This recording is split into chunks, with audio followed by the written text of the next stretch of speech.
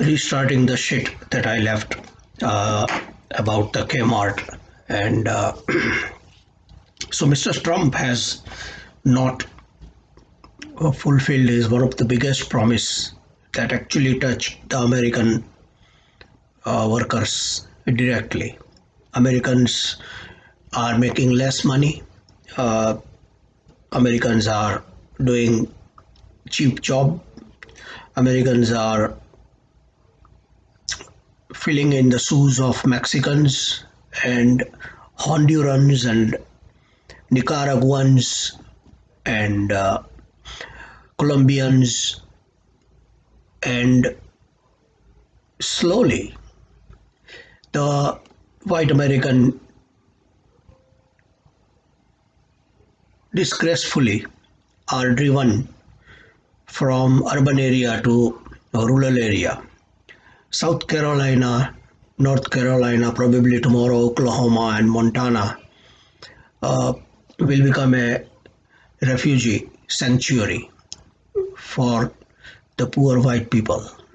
In Northeast and in the West Coast, wherever there is expensive land and expensive houses and the standard of living is very high, only the cheaters from India will be able to live, and half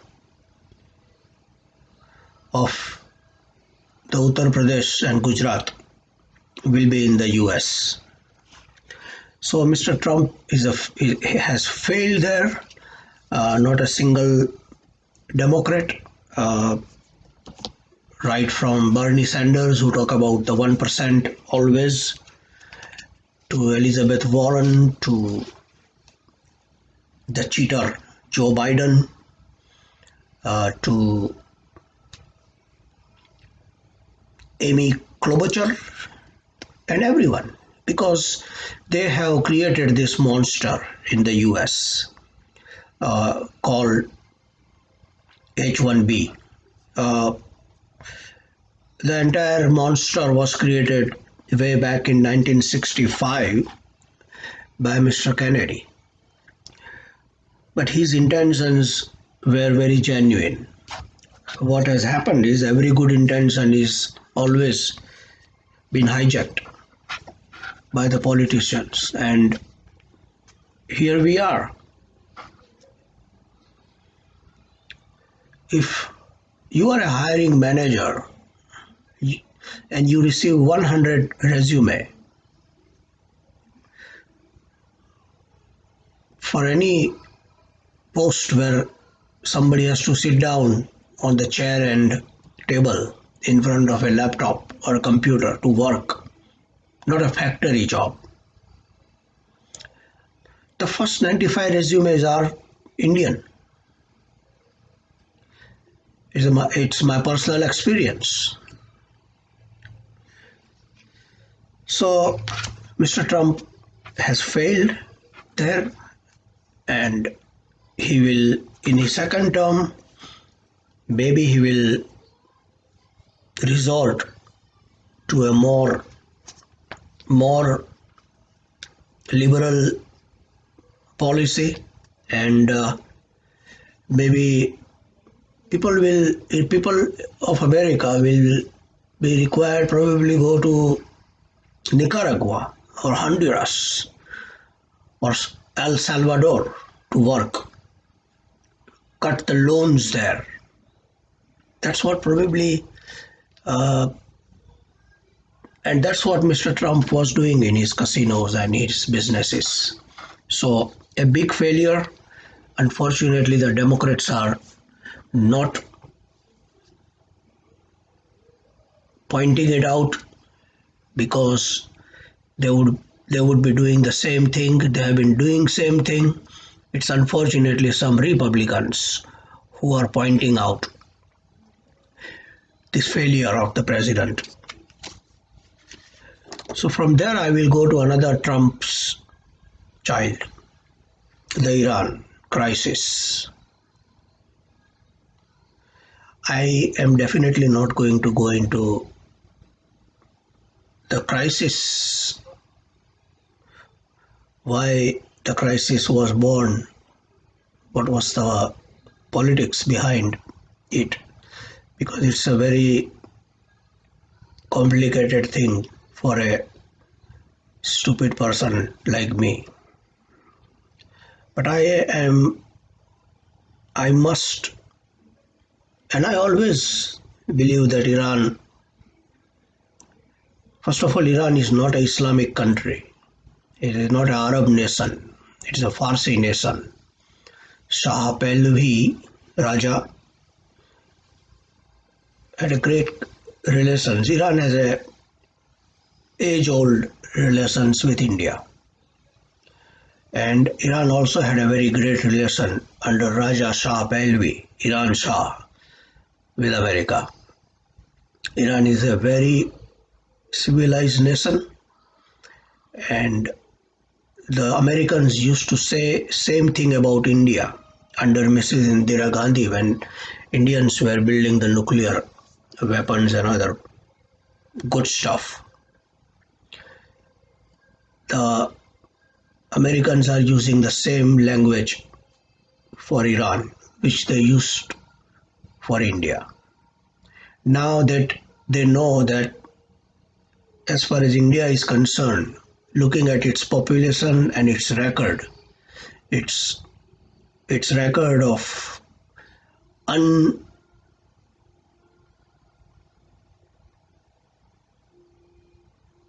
unblemished democracy, where transfer of power is always by the vote and not by the bombs. So India has proved its case and America has no choice. America is probably very has a double standard in dealing with different people in same area. But let's not get into that. I really congratulate the people of Iran if they have protested against a mistake of that of their country's defense system and the defense personnel who were in charge, and they brought down that passenger airliner from Ukraine. I am living in America since 35 years. I have not seen a single one. I was not there when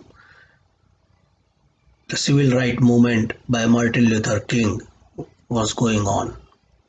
I have not seen a single protest in America. Not a single. Nixon's impeached, Nixon's crime, Clinton's crime, corruption, unemployment, America's high-handedness in the world.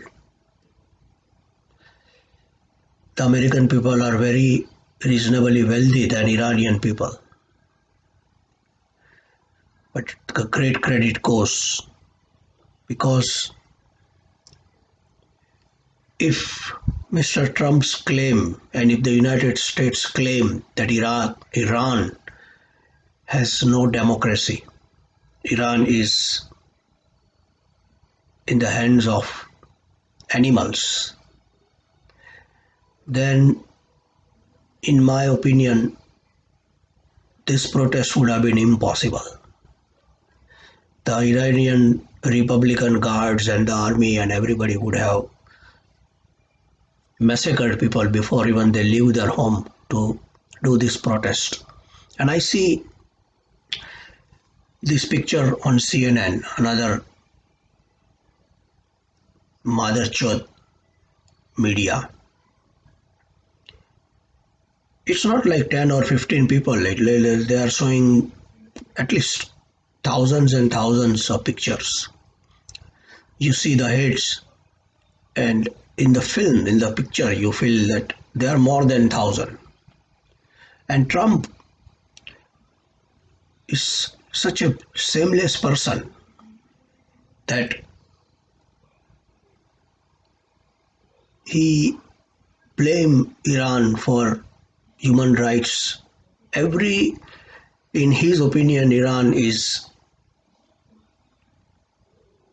a garbage hole, a shit hole, and he still is trying to take the advantage of that very, very genuine protest that the Iranians people decided to go to the street and oppose.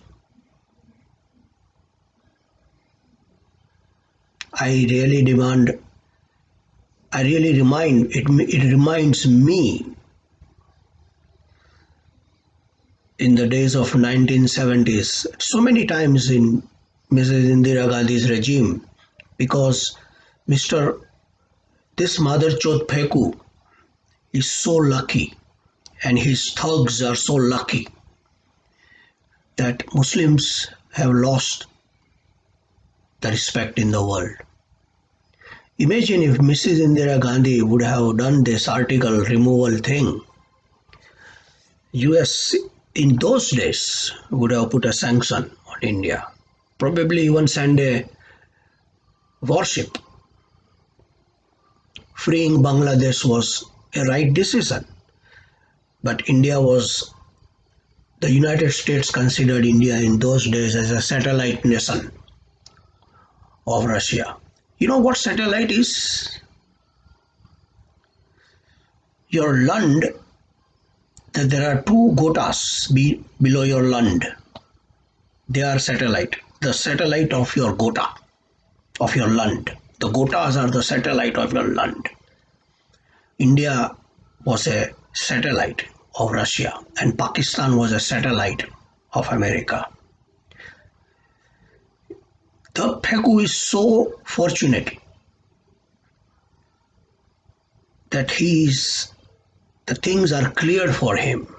The Muslims have fucked themselves so badly that anything, any decision that any country takes against Muslims, no power in the world is going to object to it. If not object, they will simply not get themselves involved into it. The three decisions that the Pheku and his thugs have made, imagine if they would have made it during the time of Ziaul Haq and when the Russians were in Afghanistan. Right now, Americans are in Afghanistan, and Americans are there because of that 9/11. And the Muslims have running out of idea. They are finished.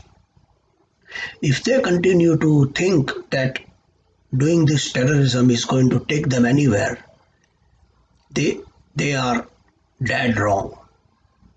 Either they need to follow a Mahatma Gandhi's policy of non-violence, or they have to follow a policy where if you confront somebody, then you do it. You don't hide and do some stupid thing. Terrorism is not sexual harassment. In sexual harassment, you can only put your hand into somebody's gland and somebody's tooth, or a woman can put hand on somebody's lung. Terrorism is where lives are cost, innocent people. So I'm stunned. I'm very happy that the Iranians have come out and they are supporting